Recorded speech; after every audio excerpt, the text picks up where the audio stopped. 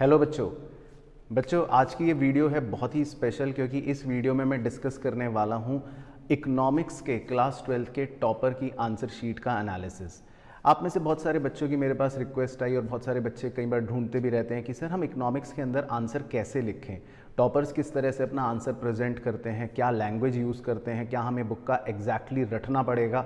तो इन सब बातों को हम इस वीडियो के अंदर फटाफट कवर करेंगे और सारी चीज़ें देखेंगे टॉपर की इस आंसर शीट से।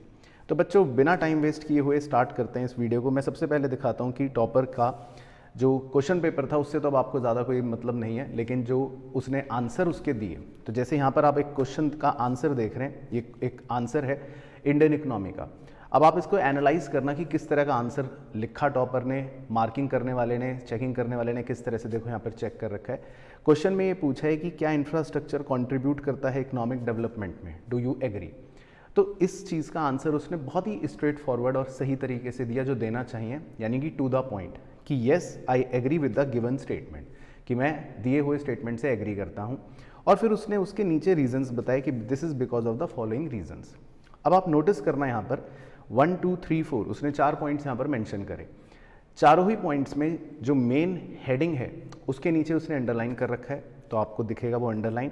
और बहुत ही सिंपल, अगर आप शब्द गिनेंगे तो मुश्किल से 12-15 शब्दों में एक पॉइंट खत्म हो रहा है, एक या दो लाइन के अंदर। और उसमें आप लैंग्वेज पढ़ेंगे तो बिल्कुल सिंपल लैंग्वेज, लेमन टर्म्स में। तो आपको सिर्फ कीवर्ड्स पर फोकस करना चाहिए। तो जो भी इसने यहाँ पर रीजंस लिखे उसके सारे रीजंस देखो सही थे, तो टीचर ने जहाँ पर टिक लगा रखे हैं वो सारे मेन पॉइंट्स हैं।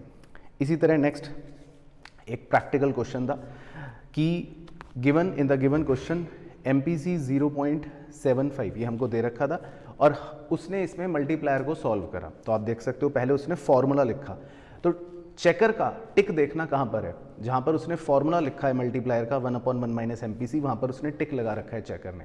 तो फॉर्मूला लिखना भी इंपॉर्टेंट होता है, उसको स्किप ना करें, क्योंकि कई बार मान लो आपका लास्ट में आंसर गलत निकला तो एटलीस्ट आपको फॉर्मूला सही लिखने के कुछ मार्क्स ज़रूर मिलेंगे।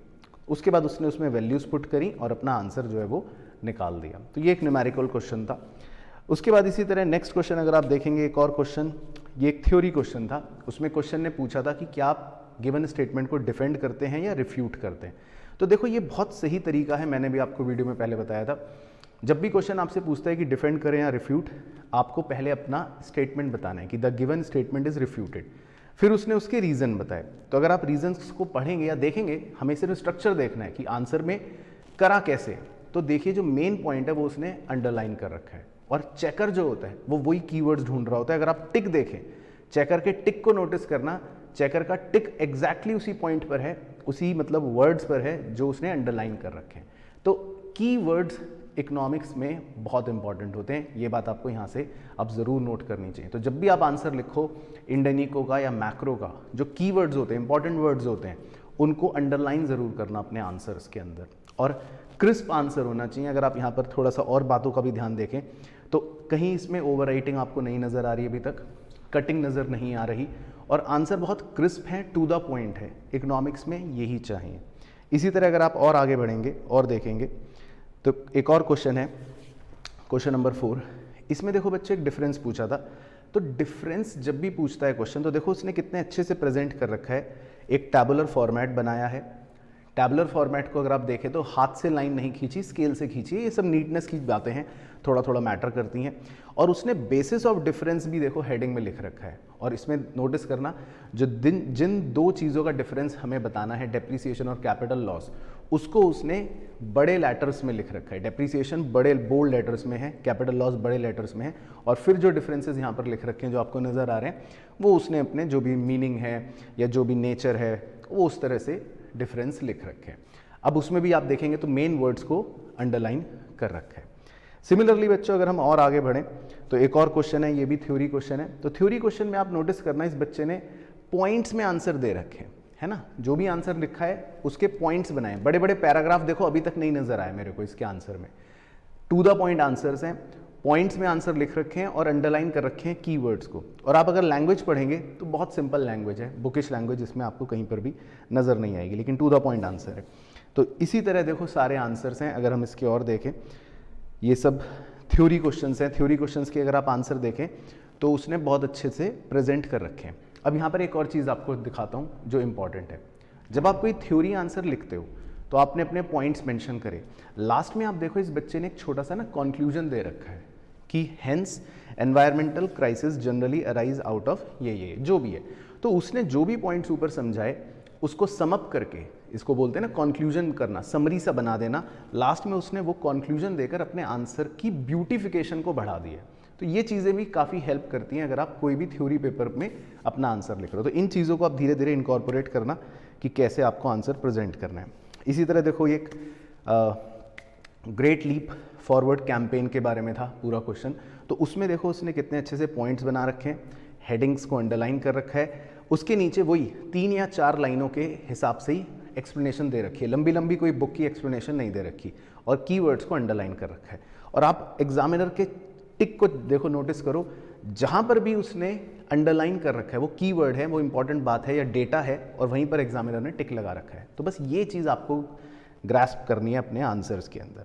तो पूरे पेपर के अंदर बच्चों जब मैंने देखा तो आप देखेंगे कहीं पर देखो कोई कटिंग या ओवर राइटिंग नहीं है, या कोई भी आंसर जब स्टार्ट करा तो ऐसा नहीं है कि पहली लाइन लिखी फिर वो कट हो गई, माइंड में लगा कि अरे कुछ और आंसर होना चाहिए था, है ना, तो वो लैक ऑफ कॉन्फिडेंस शो करता है। तो हर आंसर उसने बहुत ही खूबसूरती से टू द पॉइंट प्रेजेंट कर रखा है। तो ये बहुत ही एक शानदार पेपर था और आप इससे सीख ले सकते हैं कि किस तरह से हमको आंसर प्रेजेंट करना चाहिए। तो अगर मैं इस पूरी वीडियो को समराइज करूं आपके लिए, तो देखो इकोनॉमिक्स पेपर में किन बातों का ध्यान रखना, अपने अगले टेस्ट या अपने अगले एग्जाम में इन 3-4 बातों को ज़रूर इनकॉर्पोरेट करना। पहली चीज़, क्रिस्प आंसर रखने, बहुत लंबे नहीं, बहुत छोटे नहीं, टू द पॉइंट होने चाहिए। दूसरी चीज़, कोशिश करो जितना नीट कर सको, कटिंग ओवर राइटिंग अवॉइड कर सको। तीसरी चीज़, डिफरेंसेस अगर आए तो प्रॉपर टैबुलर फॉर्मेट में बनाना, बेसिस ऑफ डिफरेंस के साथ बनाना, और हर इंपॉर्टेंट पॉइंट को अंडरलाइन ज़रूर करना, यानी कीवर्ड्स को अंडरलाइन ज़रूर करना। और इन 3-4 बातों का अगर आप ध्यान रखोगे तो देखना कि आपका भी मार्क्स ज़रूर बढ़ेगा। और चौथी और आखिरी चीज़, बिल्कुल भी ऐसा ज़रूरी नहीं है कि आपको बुक की लैंग्वेज रटनी है, बिल्कुल भी नहीं है, लेकिन हाँ सेंटेंस मेकिंग सही होनी चाहिए, मीनिंग सही होना चाहिए, और उस सेंटेंस में जो कीवर्ड्स हैं वो अंडरलाइन ज़रूर होने चाहिए। तो इन बातों का आप ध्यान रखना, देखना आपके भी मार्क्स अच्छे आएंगे। तो बहुत अच्छा पेपर है, और मैक्रो, इंडियन इको, जितने भी आंसर्स इसमें देखो आपको दिखेंगे वो बहुत अच्छे दिखेंगे। डायग्राम भी आप देख सकते हो कि उसने कितना अच्छा बना रखा है। ये भी एक चीज़ नोटिस करते हुए जाना वीडियो को एंड करने से पहले कि डायग्राम में देखो लेबलिंग बहुत ज़रूरी है। जो भी डायग्राम उसने बनाया उसमें देखो मार्किंग कितनी अच्छी कर रखी है कि ये ई लेवल है, ये ई डैश लेवल है, ये डिफ्लेशनरी गैप है, ये फुल एम्प्लॉयमेंट लेवल है, और एएस है, एडी है। एक्स एक्सिस पे देखो लिखा हुआ है बाकायदा इनकम, वाई एक्सिस पे देखो लिखा हुआ है बाकायदा एडी। तो आप अपना डायग्राम नोटिस करना जो आप बनाते हो, और ये डायग्राम नोटिस करना कि क्या आप इतनी लेबलिंग और इतनी बारीकियों का ध्यान रखते हो। तो डायग्राम भी इसी तरह बनाना, फिर देखना आपको बहुत हेल्प मिलेगी। बाकी आंसर्स मैंने आपको दिखाई दिए कि किस तरह से प्रेजेंट कर रखे। तो आई होप बच्चों आपको ये वीडियो अच्छी लगी हो और इससे कुछ सीखने को मिला हो, और इन सारी बातों को ज़रूर अप्लाई करके देखना और मुझे कमेंट में बताना कि क्या आपने लर्निंग ली इस वीडियो से, और आगे भी क्या आप इम्प्रूवमेंट करोगे या नहीं, डेफिनेटली बताना। ऑल द बेस्ट, पढ़ते रहना, बाकी मिलते हैं बहुत जल्दी। Bye bye.